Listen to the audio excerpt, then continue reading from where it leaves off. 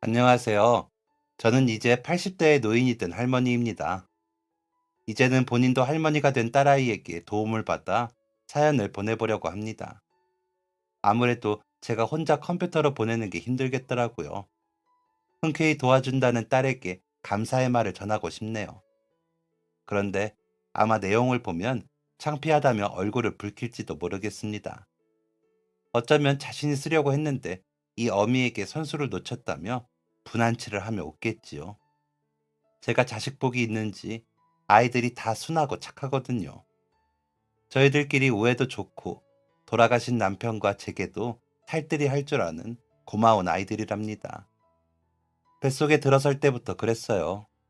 큰아이는 커다란 고래가 저를 등에 태우고 육지까지 실어다주는 꿈을 꾸고 임신인 것을 알았는데 꿈 내용을 들은 사람들이 저를 업고 다닐 아들이라고 그러더니 정말 듬직한 아들이 나왔습니다. 입덧도 없이 특별히 가리는 것도 없이 뱃속에서부터 어찌나 순한지 임신한 사람 같지 않다는 말을 얼마나 들었는지 모릅니다.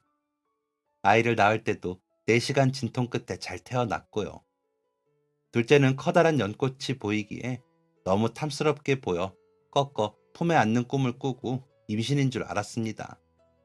다들 연꽃처럼 고운 여자 아이라 하더군요. 그러더니 정말 귀엽고 고운 딸이었습니다.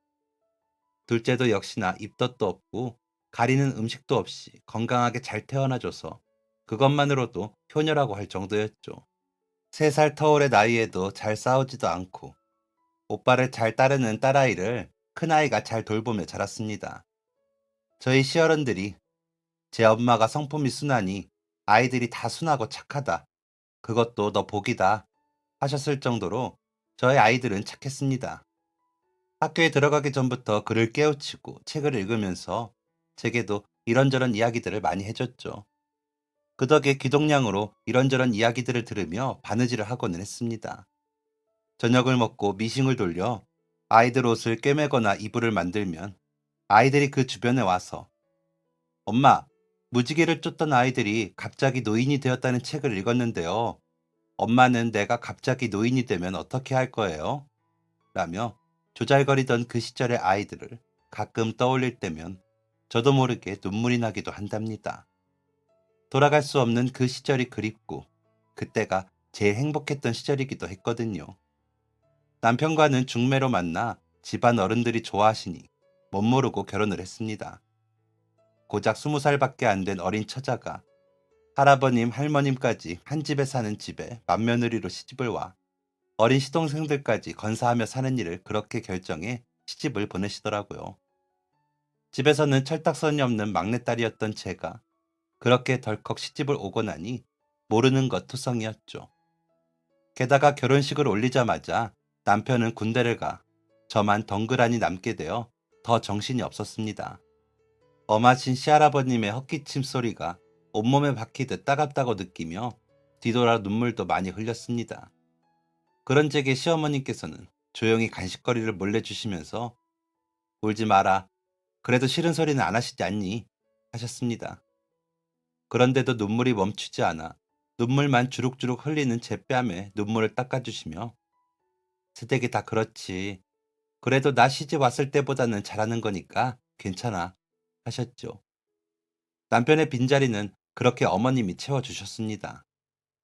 일밖에 모르시는 아버님은 집에 잘 계시지 않으셨고 말씀은 많지 않으셨지만 언제나 좋은 게 있으면 어머님과 제 것을 사 몰래 부엌에 얹혀두시고는 하셨습니다.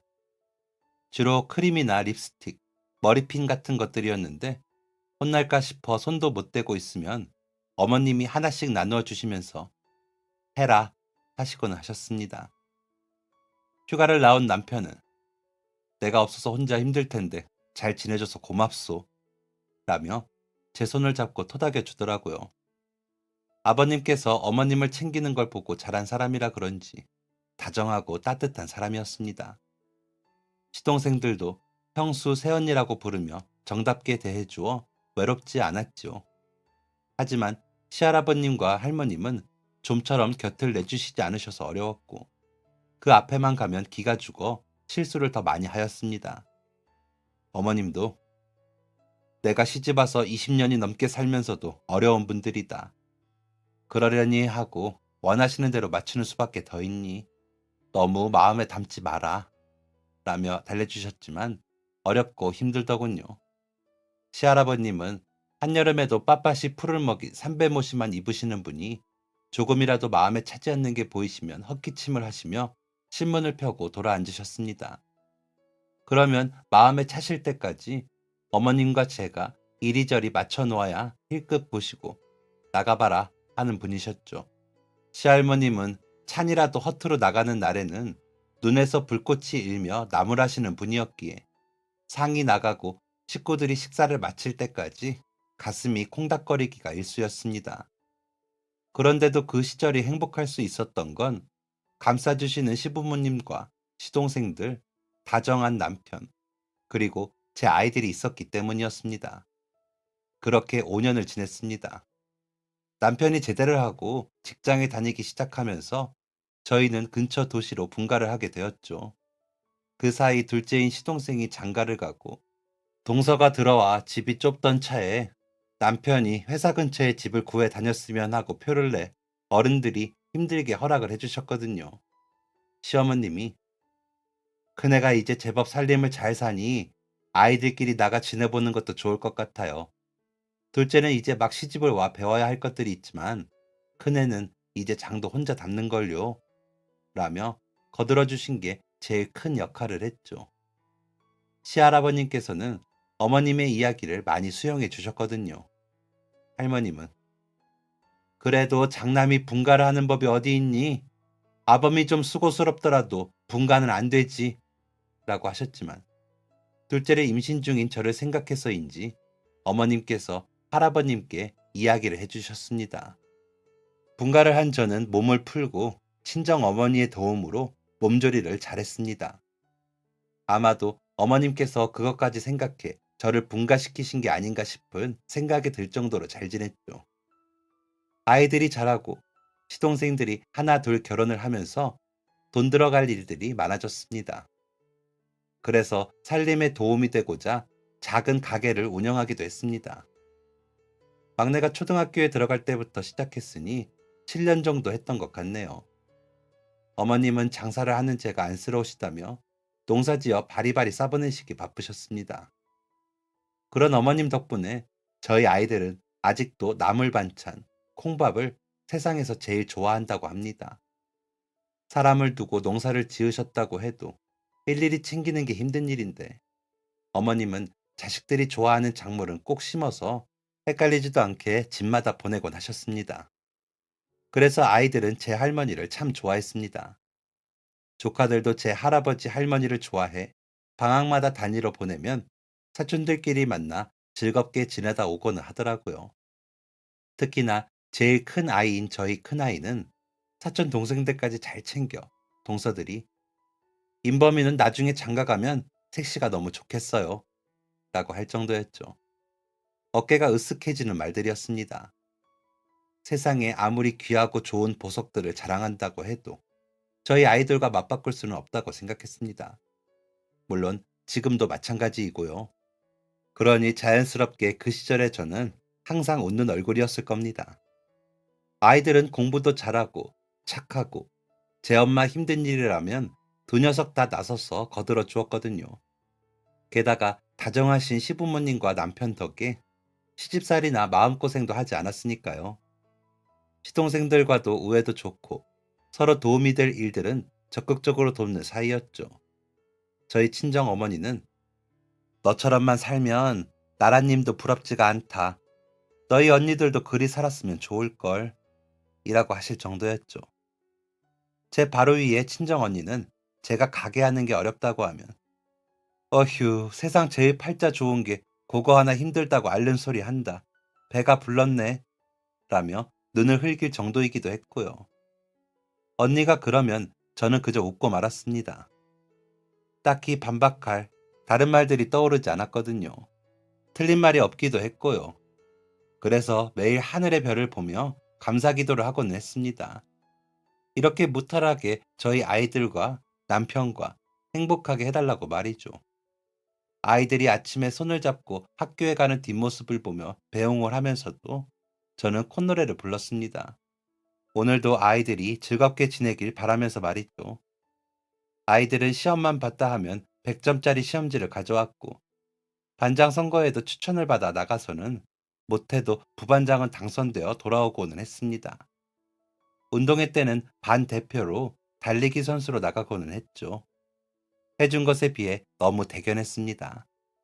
남편은 아이들이 받아온 상장들과 표창장, 위임장들을 일일이 액자를 만들어 걸었다가 해가 바뀌면 앨범에 넣는 일을 하며 좋아했습니다. 특히나 둘째는 딸이라 그런지 유난히 애정 표현을 해가며 자랑스러워했죠. 큰 아이와는 주말마다 낚시를 갔다가 목욕을 데려가며 남자들만의 시간을 보내는 것으로 대신 하는 듯 하더라고요. 아이들은 그런 부모의 마음을 다 알고 헤아리기라도 하는 것처럼 불평 한마디 하는 법 없이 저희들끼리 알아서 공부도 하고 숙제도 하며 지냈습니다. 그러다 큰아이가 중학교에 올라가며 어머니, 저 자전거 좀 사주시면 안 돼요? 버스 타는 것보다 더 저렴하기도 하고 인이 내려주고 제 학교까지 가는 게 더 좋을 것 같아서요. 라고 하더라고요. 평소에 안전에 예민했던 남편이 아직 누굴 태우고 자전거를 타는 게 좀 위험하지 않니? 인범이 너가 좀 더 커서 힘이 세지면 괜찮겠지만 아직은 좀 걱정스럽구나. 아버지가 좀 더 고민을 해볼게. 라고 답을 하더라고요. 그랬더니 네, 알겠습니다. 하면서 아이가 돌아서는데 기가 죽은 것 같아 마음이 쓰여. 그날 밤에 그러지 말고 자전거를 사주고 연습을 좀 시켜주면 어때요? 아이가 다녀보니 그게 좋을 것 같아 말한 것 같은데 인범이가 어지간해서는 뭐 사달라 잘 말하지 않잖아요. 라고 제가 남편을 졸라 아이에게 자전거를 사줬습니다. 아이에게는 조심히 타겠다는 약속을 받고 타고 학교에 갈 때까지 확실하게 연습을 하겠다는 다짐을 받고 말이죠. 아이는 약속대로 열심히 연습을 했습니다. 혼자서 타는 것이 익숙해지고 자신이 생겼는지 동생도 태우고 연습을 하더군요. 둘째는 그저 오빠가 자전거를 태워주니 좋다고 따라다니며 같이 나가 자전거를 탔습니다. 그렇게 연습을 하고 돌아와서는 엄마, 얼마나 자전거를 탔는지 엉덩이가 얼얼해요. 오빠가 안 넘어지게 연습해야 학교 갈 때 태워줄 수 있다면서 내리지도 못하게 했어요. 라며 엄살을 부리면서도 싱글생글 웃는 얼굴이었습니다. 그렇게 한 달을 연습을 하고 제 아버지에게 검사를 받고서야 아이들은 자전거로 학교로 오갈 수 있었습니다. 둘째는 아침에 오빠가 자전거 태워주니까 학교까지 얼마나 편하게 가는지 몰라요. 매일 비 안 왔으면 좋겠어요. 라며 제 오빠보다 더 신나했습니다. 큰아이도 좋아하는 게 눈에 보이니 자전거 사주기를 잘했다고 생각했습니다. 두 아이가 다 좋아했습니다. 오가는 수고를 덜고 그 에너지로 공부를 더 열심히 할 수 있으니 다행이라는 생각까지 했습니다. 그렇게 몇 년을 자전거로 통학을 했습니다. 둘째 아이가 중학교에 가고 큰 아이가 고등학교에 갔는데도 여전히 등교를 할 때는 큰 아이가 둘째를 학교 앞에 데려다 주었습니다. 저는 그런 아이들이 기특했습니다. 그날은 무슨 일이었는지 큰 아이가 작은 아이를 채근하며 빨리 가야 해. 나 늦는다고. 아니면 오늘만 걸어갈래? 라며 서두르더라고요. 그러자 작은 아이가 오빠 놔두고 가지 마. 같이 가. 라며 졸라 조금은 다급하게 출발을 하기에 무슨 일 있니? 너무 서두르지 말아라. 조심하는 거 알지? 라고 말을 하니 네, 조심히 할게요. 하면서 페달을 밟고 가더라고요. 그런 아이들의 뒷모습을 문 앞에서 바라보며 아이들이 무사히 학교에서 돌아오길 바라는 마음으로 손을 모으고 있는데 갑자기 나타난 차 한 대가 저희 아이들을 들이받는 모습을 보였습니다. 두 아이가 붕 떠서 떨어지는 모습을 달려가며 보는데 절로 깨악이라는 비명이 질러지더군요. 아이들은 피를 흘리며 정신을 잃고 쓰러져 있는데 운전자는 차에서 내려 아이 참 재수없게 라고 하는 소리를 듣고는 저도 모르게 이 살인마 우리 애들 살려내! 라며 달려들어 멱살을 잡고 흔들었습니다. 술 냄새가 나더군요. 지금에야 길마다 카메라가 있고 차 안에도 카메라가 있지만 그때야 목격자들의 말들이 중요한 시기라 CCTV가 가려지기까지 오래 걸리더군요. 다행히 목격자들이 하나같이 저희 아이들이 피해자라고 증언을 해줘 운전자는 구속이 되었고 배상도 받게 되었습니다. 하지만 그 CCTV가 중요한 것은 아니었습니다. 아이들의 상태가 중요했죠. 저희 큰아이는 일주일 만에 깨어났습니다. 팔이 부러지고 갈비뼈가 양쪽으로 세 군데가 골절이었는데 조금만 더 부러지거나 파고들었으면 위험했다고 하시더라고요. 하지만 둘째는 이틀 만에 눈을 뜨고 모두를 알아보기는 했지만 척추에 부상이 심각했고 걷지 못하게 될 확률이 높다는 진단이 내려졌습니다. 수술을 해봐야 알 것 같다는 말에 겨우 고개만 돌리는 아이를 수술실로 들여보낼 때는 제가 대신 아파주고 싶다는 생각에 눈물만 흘릴 뿐이었습니다. 큰아이가 의식이 돌아오지 않고 있을 때라 이러다 누구 하나 죽어도 아무도 모르겠다는 생각이 절로 들었습니다. 그 전까지 들었던 팔자 좋다는 말이 쌓여서 저희 아이들이 사고를 당한 것 같아 그 말들이 원망스럽기까지 했습니다. 앞으로는 그런 말 함부로 하지 않을 테니 제발 저희 아이들만은 무사하게 해달라고 빌고 또 빌었습니다. 큰아이는 깨어나자마자 어머니, 인이는요? 라고 물었습니다. 그런 아이에게 저는 그저 인이 괜찮아. 깨어나줘서 고맙다. 고마워. 하면서 손을 잡고 울었습니다. 차마 막 정신이 돌아온 아이에게 동생이 평생 다리를 쓰지 못하게 되었다는 말을 하지 못하겠더라고요. 아니, 어쩌면 둘째 아이의 몸이 성치 않아졌다는 걸 제가 인정하지 못하고 그 말을 입 밖으로 내뱉지 못했을 수도 있습니다.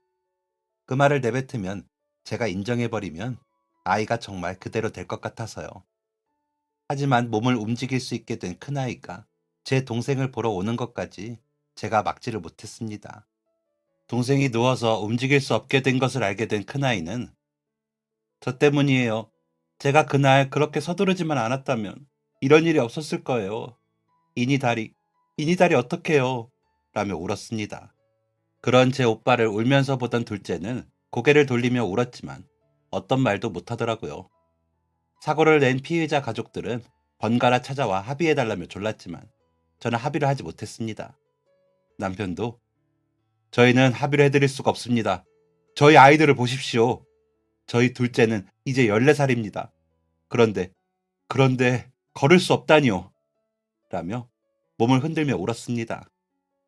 큰아이가 한 달 만에 먼저 퇴원을 하고 저는 작은아이와 병원에 남아 아이의 재활 운동을 시작해야 했습니다. 큰아이는 매일 학교가 끝나는 대로 제 동생을 보러 와 시시콜콜한 이야기를 하며 수다를 떨다가 돌아가곤 했습니다. 작은아이는 누워서 그 말들을 들으며 간간히 웃기도 하다가 나도 얼른 집에 가고 싶다. 병원밥 맛이 없어.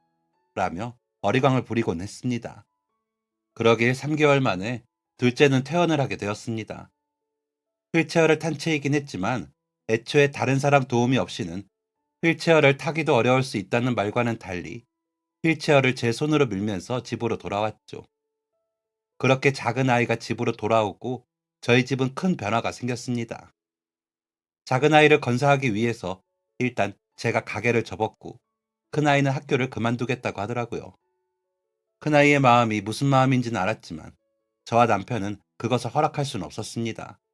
그래서 인범아, 아무리 그래도 너가 학교까지 그만두고 동생을 돌보는 일을 하게 될 수는 없다. 물론 많이 도와줘야 할 거야.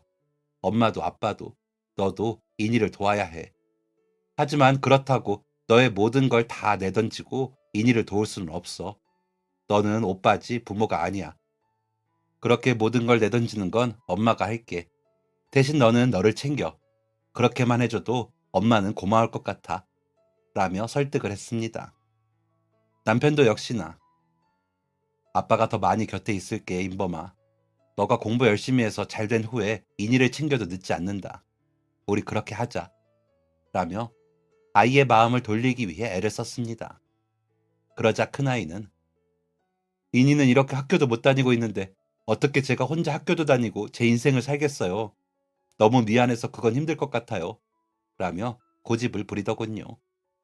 그러자 둘째가 제 오빠에게 오빠, 오빠가 공부를 해서 나 가르쳐줘야지. 그래야 내가 검정고시라도 볼 거다니야. 오빠, 나 대학 갈 거야. 가서 나처럼 몸 불편한 사람들 도와주는 사람 될 거야. 라며 제 오빠를 설득하더라고요. 그러더니 오빠라도 잘 걸어 다니면서 나 대신 잘 살아. 라며 울어버리더라고요. 큰아이는 그런 제 동생을 보더니 무릎을 꿇고 제 동생 손을 잡더니 오빠가 너 못가지 학교 열심히 다닐게. 대신 이니 너도 최선을 다해서 고등학교 때는 걸어서 가자. 라며 울더군요. 그렇게 온 가족이 끌어안고 울었습니다. 그 후로는 할아버지 댁에 다니러 못 다니는 아이들의 마음이 상할까. 어머님, 아버님은 더 저희 아이들을 챙기셨습니다. 감사했죠. 그러다 저희 부부만 명절을 지내러 시댁에 갔는데 모두들 저희 눈치를 보는 것 같다는 느낌이 들더군요. 그래서 애써 더 밝은 척, 아무렇지 않은 척하고 있는데 막내 동서가 오더니 형님, 많이 힘드시죠? 이니가 참 고운 아이인데 이제 어떻게 해요? 형님이 세상에서 제일 부러웠는데 에휴 라고 하는 겁니다. 전부터 생각이 깊지 못한 사람이라 생각은 했지만 워낙 저와는 나이 차이도 있고 조카 같은 시동생의 안사람이라 잘 지내려 했던 사람이었는데 그 말을 듣고 나니 화가 나더군요. 그래서 한마디 하려는데 어머니께서 불같이 화를 내시며 지금 이니가 어때서? 이니가 죽기를 했냐? 말을 못하냐? 뭐가 어때서? 몸 좀 불편해지면 우리 이니가 아니더냐? 어디서 그런 말을 하고 있어? 이니는 다 이겨낼 거다. 그런 소리 하려거든 입도 떼지 마라. 그게 위로냐? 약 올리는 거지? 라며 혼을 내셨습니다. 어머님이 그렇게 화를 내시자 동서도 놀랐는지 얼른 다른 일을 하며 다른 쪽으로 가더라고요. 저도 어머님이 그렇게 화를 내시는 걸 처음 봐서 놀라고 있는데 어머님이 제 손을 지그시 잡으시더니 개의치 마라. 엄마가 단단해져야 아이도 단단해진다. 너가 흔들리면 이니도 다 알아. 저런 소리는 신경도 쓰지 말어. 이니 다 나을 거야. 괜찮아. 하시는데 눈물이 쏟아지더라고요. 그래서 훌쩍거리며 울다가 이니 태몽 꿀 때 꽃을 괜히 꺾었어요. 꺾어서 다리가 아파졌나 싶어요. 제 잘못이죠. 라고 했더니 어머님은 뒤를 도시더니 애미만큼 아이 잘 키우는 사람이 어디 있고 이니처럼 고운 아이가 또 어디 있니? 걱정 말아라. 제 오빠도 그렇게 애를 쓴다며 이니 일어날 거다. 라며 눈물을 닦으셨습니다. 그렇게 명절을 보내고 돌아오는데 남편이 다음 명절부터는 내가 혼자 올게. 당신은 아이들하고 있어. 라고 하시는데 또 마음이 쓰리더라고요. 하지만 아이들에게 그 마음을 들키고 싶지 않아 굳게 마음을 먹었습니다. 어머님 말씀대로 제가 단단해져야 아이도 그 단단함을 딛고 일어설 테니까요. 아이가 도움이 필요로 하면 엄마인 제가 몸이 부서지는 한이 있어도 곁에서 도우면 될 일이었습니다. 이니가 비록 걸을 수는 없지만 정신이 건강하고 포기하지 않는다면 뭐든 할 수 있다고 생각했습니다. 물론 쉬운 일은 아니었습니다.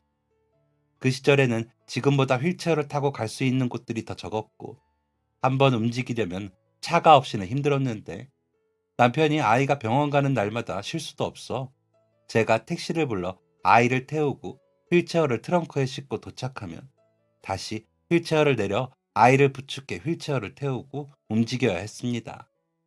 아이는 점점 자라고 무게도 늘면서 그 일은 점점 더 힘들어졌습니다. 그러다 허리를 삐끗하는 일도 많아졌죠. 하지만 아이 앞에서 아픈 채를 할 수는 없었습니다. 안 그래도 엄마, 내가 살이 더 찐 것 같지? 미안해. 라고 하는 아이에게 제가 힘든 티를 내면 아이가 속상해할 것 같았거든요. 그저 밤에 남편에게 부탁해 파스를 붙이는 일 말고는 할 수 있는 일이 없더군요. 그러다 큰아이가 제 파스 냄새를 맡았는지 속상해하면서 이래서 제가 학교를 그만두려고 한 거예요. 엄마가 혼자 힘드시잖아요. 라며 제 허리를 들춰보더라고요. 그러면서도 혹시나 제 동생이 볼까 싶었는지 속삭이며 여기가 아프세요? 하는데 어휴, 엄마도 이제 나이 드나 보다. 자고 일어나면 그냥 아파. 다 그런 거니까 걱정 마. 하면서 같이 속삭이며 웃었습니다. 하지만 큰아이는 그런 모습조차도 속상했는지 눈물을 글썽거리더군요. 그런 아이의 마음을 알다 보니 저는 그저 웃어주며 손을 잡고 토닥일 뿐이었습니다. 그렇게 서로 위로가 되는 수밖에 없었죠. 큰아이는 열심히 공부를 했습니다. 그러면서 학교에 가지 못하는 둘째를 가르치기 시작하더군요. 둘째는 그런 큰아이의 도움으로 중학과정 검정고시에 한 번에 합격을 했습니다. 그러더니 고등과정 검정고시 공부도 열심히 하더군요. 역시나 큰아이가 열심히 가르쳤고요. 작은아이가 검정고시 학원도 다니기가 벅찬 상황이다 보니 큰아이가 그렇게 작은아이를 가르쳐주는 게 얼마나 큰 도움이 됐는지 모릅니다. 그러다 큰아이가 서울의 좋은 대학 사회복지과에 합격을 하게 되면서 집을 떠나게 되었습니다. 그러다 1학년을 마치고 군대에 가게 되었죠. 하지만 사고의 여파로 신체 등급이 제대로 나오지 않아 방위를 하게 되어 동사무소에서 근무를 하였습니다. 그 시기쯤 고등검정고시에 합격한 후 둘째는 대입 준비를 하고 있었는데 아무래도 힘들어 하더라고요. 큰애는 여전히 퇴근을 하고 집으로 돌아와 동생 곁에서 열심히 최선을 다해 도왔습니다. 둘째는 첫 번에는 떨어지고 두 번째의 후기 대학 시험을 보고서야 대학에 합격을 할 수 있게 되었습니다. 그토록 바라던 치대에 합격을 하더군요. 지역 대학 중에는 나름 유명하다는 대학에 합격을 해주니 너무 고마웠습니다. 아이가 대학에 합격했다는 기쁨도 잠시, 아이가 학교를 어떻게 다닐 것인지가 저희 집 최대의 난제로 떠오르게 되더군요. 한 달에 한 번, 병원에 갈 때는 모르지만 매일 택시를 타는 일이 말처럼 쉬운 일이 아니었기 때문입니다. 게다가 엎친 데 덮친다고 제 허리 디스크가 터지더라고요. 급하게 수술을 받기는 했지만 아이를 휠체어에 태우고 내리는 일이 당분간은 어렵겠더라고요. 고민을 하고 있는데 큰아이가 아빠가 차를 빌려주시면 제가 이니 아침에 학교에 데려다주고 저도 출근할게요. 끝나고 이니가 학교에서 기다리면 제가 퇴근하고 데리러 가면 되고요. 라며 말을 하더라고요. 고맙고 반가운 말이었지만 아이에게 너무 부담을 주는 것 같아 선뜻 그러자고 말을 못했습니다. 저야 그 덕에 편해지겠지만 큰아이에게 작은아이를 떠넘기는 것 같아 마음이 편치 않았거든요. 그런데 남편이 그러더라고요. 당신 혼자 다 짊어지려고 하지 마. 인범이도 그 정도는 할 수 있으니까 하려는 거야. 아이가 그만큼 할 수 있는데 못하게 하면 나중에 도움이 못 됐다는 죄책감이 남을 수 있어. 라고 하더라고요. 남편의 그 말에도 일리가 있는 것 같아 아이에게 다시 한번 신세를 지기로 했습니다. 달리 방도가 없기도 했고요. 큰아이는 매일 아침 작은아이를 차에 태우고 휠체어를 싣고는 작은아이 학교에 데려다 주었습니다. 그리고는 작은아이가 도서관에서 공부를 하면서 기다리면 집으로 데리고 오고는 했습니다. 큰아이가 그렇게 해주니 저는 몸과 마음이 훨씬 편해지더라고요. 두 아이는 그렇게 다니면서 예전으로 돌아가기라도 한 듯 웃으면서 출근과 등교를 했습니다. 비록 모습은 달라졌지만 아이들의 마음가짐은 달라진 게 없다는 듯이 매일 아침 웃으며 부축을 하고 부축을 받으며 집을 나섰습니다. 그 모습을 보다가 문득 제가 감사 기도를 하던 걸 멈췄다는 사실을 깨닫게 되었습니다. 사고가 나고 지난 5년 동안 그렇게 수없이 감사할 일이 있는 걸 잊고 기도를 하지 않은 것이었죠. 그렇다고 교회를 다니거나 절에 올라가거나 하진 않았습니다. 특별히 종교가 있는 건 아니었거든요.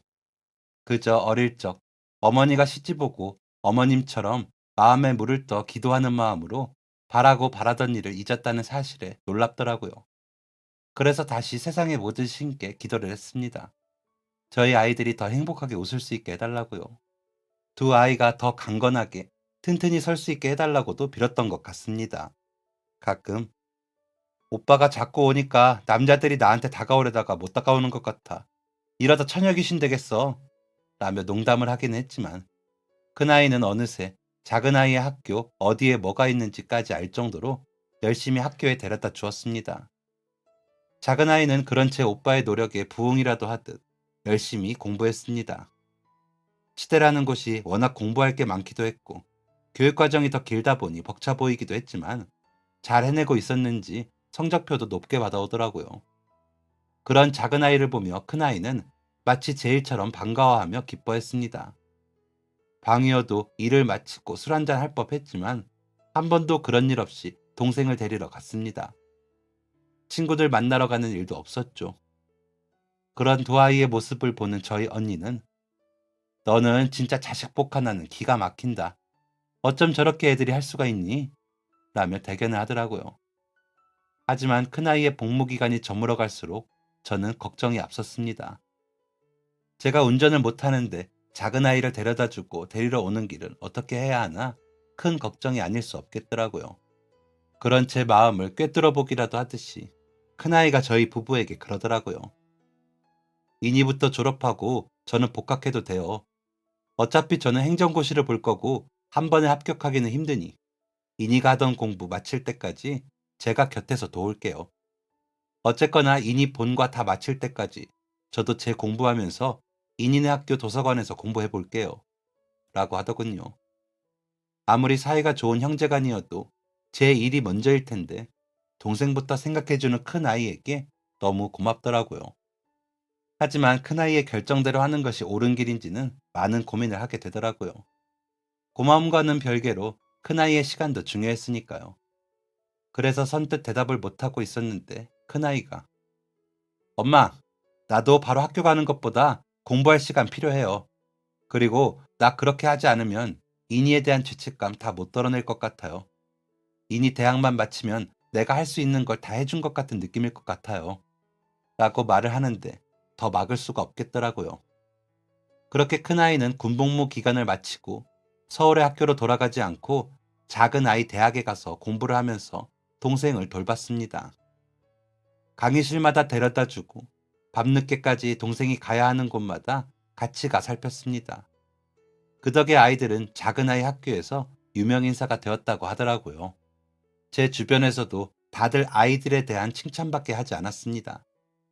어쩜 오빠가 저렇게 여동생을 잘 챙겨? 우리의 말로는 근처에서 둘 다 엄청 유명하다 그러더라. 전에 한 번은 대학 총장이 두 사람 어떤 사이냐고 물었다던데? 라며 소문을 전하기도 하더군요. 하지만 저는 그 칭찬들이 기쁘지 않았습니다. 다른 사람들 눈에는 그저 사이좋은 온우일 뿐이지만 제게는 아이들이 얼마나 뼈를 깎는 고통을 견디고 있는지 보였기 때문이었습니다. 그래서 아이들이 애틋하고 안쓰러웠습니다. 제 자식들이니 더 그랬겠죠. 둘째는 그런 저의 마음과 오빠의 희생을 허투루 보내지 않았습니다. 한 번에 자격시험에 합격을 했고 당당하게 졸업생 대표로 앞에 선다는 소식을 전하더군요. 그러더니 엄마, 나 좀 도와줄 수 있어? 라고 묻기에 얼마든지 도와주지. 무슨 일이야? 하고 물으니 씩 웃더라고요. 저는 작은 아이가 원하는 대로 아이에게 도움을 주려고 애를 썼습니다. 그리고 학교에서는 작은 아이가 학위를 받을 때 큰 아이에게도 명예 졸업장을 주고 싶다는 제안을 해주시더라고요. 저희 아이들의 모습에 감명을 받은 총장님께서 그 노력을 칭찬해주고 싶으셨다고 하셨습니다. 아이들의 고생이 인정받는 것 같아 너무 감사했습니다. 그런 의미에서 작은 아이의 계획이 더 값지게 보일 것 같다는 생각이 들어 남편과 더 열심히 도왔습니다. 그렇게 다가온 졸업식에 저희 가족은 모두 가서 아이들의 모습을 보며 감격했습니다. 큰아이까지 명예 졸업장을 받을 때는 눈물이 안 날 수가 없더라고요. 아픈 몸으로 자신의 꿈을 위해 노력한 작은 아이의 그 정신력이 대단해 보였고, 그런 동생을 돕기 위해 몇 년을 다 쏟아부은 큰아이의 모습이 보상을 받는 것 같아 마음이 따뜻했습니다. 그런 아이들이 자랑스러웠고 제 자식들이었지만 존경스러웠습니다. 그렇게 졸업식을 마치고 큰아이도 감격스러웠는지 제 동생 손을 잡고 눈물을 닦더라고요. 저희 부부는 그런 두 아이들을 보며 웃었는데 눈물이 나더라고요. 너무 행복했거든요. 졸업을 한 작은 아이는 근처 제법 규모가 되는 치과에 출근을 하기로 되어 있어. 이제는 내가 돈 벌어서 오빠 뒷바라지 할 테니까 오빠 하고 싶은 행정고시 준비 다 해. 오빠 진짜 고마워. 내가 너무 이기적이게 오빠 도움 많이 받았어. 이제 나 떼어버리고 서울 가서 오빠 하고 싶은 거 다 해. 내가 월급 받는 대로 오빠한테 다 보내줄 테니까. 라며 저와 남편에게 눈짓을 하더라고요. 그래서 얼른 아이의 곁으로 가 아이의 팔을 잡았습니다. 남편도 얼른 아이 곁에 가서 섰고요. 그러자 아이는 몸에 힘을 주더니 일어나 제 오빠 앞으로 한 걸음 한 걸음 천천히 걸었습니다. 비록 세네 걸음이었지만 큰아이는 그 모습을 보더니 눈이 동그랗게 커지더군요. 그런 제 오빠의 얼굴을 보며 씩 웃은 작은아이는 제 손과 아빠의 손을 잡더니 천천히 내려앉으며 제 오빠에게 큰절을 했습니다. 아이가 저희에게 도와달라 한 것이 그 큰절을 하기 위해 연습을 하고 싶다는 것이었거든요. 남편은 그러다 넘어져서 다치면 어쩌려고 그래. 아빠는 좀 걱정이 돼. 라고 했지만 작은아이가 아빠, 나 이제 제법 딛고 설 수 있어요. 그런 지는 좀 됐어. 놀래켜 주려고 말을 안 해서 그렇지. 그러니까 이번만 좀 도와줘요. 내가 재활 더 열심히 해서 다음엔 혼자 해볼게요. 라며 부탁을 하기에 틈틈이 얼마나 연습을 했는지 모릅니다. 땀을 뻘뻘 흘리며 절을 하고 일어서는 제 동생을 본 큰아이는 참았던 눈물이 터져 나오는지 참지 못하고 그 자리에 엎드려 울었습니다. 주변에 그 장면을 보던 사람들은 박수를 치기도 했고요. 저와 남편 역시 벅찬 마음을 주체하지 못하고 엉엉 울고 말았습니다. 큰아이는 겨우 감정을 추스르더니 작은아이에게 고맙다, 고마워. 오빠는 진짜 보상 다 받았다. 그거면 됐어. 너가 일어설 수 있다는 희망을 잃지 않고 노력해주는 모습이면 오빠는 됐어. 라며 제 동생을 안아주더라고요. 아직은 찬 2월의 바람이 하나도 춥지 않을 정도로 그날 저희 가족은 따뜻했습니다. 그 후로 큰아이는 서울대학으로 돌아가 늦은 공부를 마쳤습니다. 늦은 만큼 더 애를 써야 한다며 행정고시 준비도 같이 하더군요. 그러더니 제 입학 동기들보다 2년 정도 늦게 합격을 했다고 했습니다. 동생 돈으로 공부하면서 허투루 할 수 없죠. 라며 웃는 아이에게 그저 고맙다는 말밖에 할 수가 없었습니다. 큰아이가 졸업과 동시에 행정고시에 합격하자 작은아이는 결혼을 하겠다며 사람을 데려왔습니다. 같은 치과에서 일하는 사람인데 편견 없이 대하는 모습이 좋다며 결혼을 하고 싶다고 하더라고요. 그때가 벌써 30년 전인데 그때는 장애를 가진 여자가 전문적인 직업을 갖는 것도 결혼을 하는 것도 쉬운 일이 아니라 상대 부모님이 반대를 하실까 싶어 걱정이 되더라고요. 하지만 아이는 결혼 허락을 받아온 남자와 결혼을 하였습니다. 사위와 사돈댁은 그 후로 한 번도 딸아이의 몸에 대해 나무라거나 서운할 수 있는 말과 행동을 하신 적이 없으니 제 짝을 잘 만나간 것 같습니다. 그리고 2해 정도 뒤에 큰아이가 참한 며느리를 데리고 와 결혼을 했습니다. 딸아이가 먼저 아이를 하나 낳고 아들아이가 아이 둘을 낳았는데 손주들을 품에 안았을 때 얼마나 감격을 했는지 모릅니다. 딸아이가 낳은 사내아이는 제 엄마처럼 고운 얼굴을 해 예뻤고 아들이 낳은 딸과 아들은 또 아들과 똑 닮아 너무 귀엽더라고요. 그래서 귀하게 키워라, 귀하게 키워 라며 잔소리를 하면 엄마가 키워주신 것처럼 키울게요 하며 대답을 해주던 고마운 아이들이었습니다. 딸아이는 이제는 지팡이를 짚고 일어설 정도로 재활이 많이 되었습니다. 사위가 여기저기 알아보고 다시 수술을 한 후에 다시 재활을 하는 것도 알아보고 했다고 했는데 운동으로 해본다고 하더니 지팡이를 짚고 걸을 정도로 노력을 했더라고요. 그러더니 얼마 전 손자가 장가갈 때 고운 한복을 입고 걸어서 촛불 점화를 하는 모습에 저는 또 감격해 울어버렸답니다. 정작 본인 시집갈 때는 사진 찍을 때만 서서 찍었는데 아들 장가갈 때는 엄마 노릇을 잘하고 싶었는지 그조차도 해내더라고요. 부모 노릇까지 잘해주고 있는 것 같아 너무 기특했습니다. 이제는 딸아이도 흰머리가 제법 많아 할머니 소리를 듣는다는데 왜 제 눈에는 아직도 어리게만 느껴지는지 모르겠습니다. 먼저 가신 남편의 말처럼 이제 그만 아이들에 대해 내려놓아야 하는데 말이죠. 그나이도 얼마 전부터 손녀 시집 보낼 준비에 들어갔다며 시골 할아버지 할머니 산소에 다녀왔다 하더라고요. 두 어른이 살아서 증손주들 시집장가 가는 것을 보셨다면 얼마나 좋아하셨을까 생각을 하면 또다시 눈물이 핑 돌고는 합니다. 저희 큰아이 장가갈 때 저희 어머님이 제 손을 잡고 "애미 수고 많았어. 아픈 날도 많았지만 이제는 다 잊고 웃어라." 라고 하셨던 게 또 생각이 나서 눈물이 나더라고요. 시어머님 돌아가실 때 얼마나 울었는지 눈도 제대로 못 뜨고 장례를 치렀거든요. 먼저 돌아가신 아버님 돌아가실 때는 그 정도로 울지는 못했었던 것 같은데 어머님이 돌아가시고 마음이 얼마나 헛헛하던지 모릅니다. 친정 어머니가 돌아가셨을 때만큼 괴롭더라고요. 저희 며느리에게 제가 어머님처럼 남을 수 있을지 자신은 없지만 어머님이 가르쳐 주신 대로 감싸고 예뻐하려고 했는데 잘했는지 모르겠습니다. 남편은 그저 저보고 다 잘했다고만 했거든요. 돌아가시던 그날도 "당신 나 만나서 수고했어. 나랑 살아줘서 고맙네." 라고 하셨거든요. 그러다 보니 제가 다 잘하는 줄 알고 그저 잘난 맛에 며느리에게 실수한 건 없나 걱정이 되는 요즘입니다. 이제 저도 갈 날이 멀지 않았으니까요. 그래도 제 자식인 딸과 아들에게는 그래도 나름 원 없이 했다 싶은데 며느리와 사위에게는 고마운 마음만큼 했는진 모르겠습니다.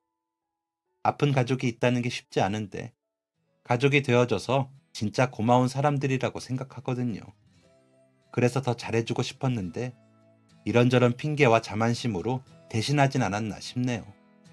이렇게 사연을 보내는 기회로 지나간 세월을 되짚어보니 저처럼 평범한 사람도 참 이런저런 사건들이 많았습니다. 그럼에도 감사한 건 아픈 일보다는 즐겁고 행복한 일이 더 많았다는 겁니다. 앞으로도 그렇게 저의 마지막 시간들이 장식되길 바라며 저희 아들, 딸에게 너무 선하고 영리한 자네들을 자식으로 만나 너무 고마웠다고 전해주시면 감사하겠습니다. 이만 글 줄이겠습니다. 감사합니다. 지금까지 사연 들어주셔서 감사합니다. 사연이 재밌으셨다면 구독과 좋아요를 눌러주세요. 감사합니다. 안녕히 계세요.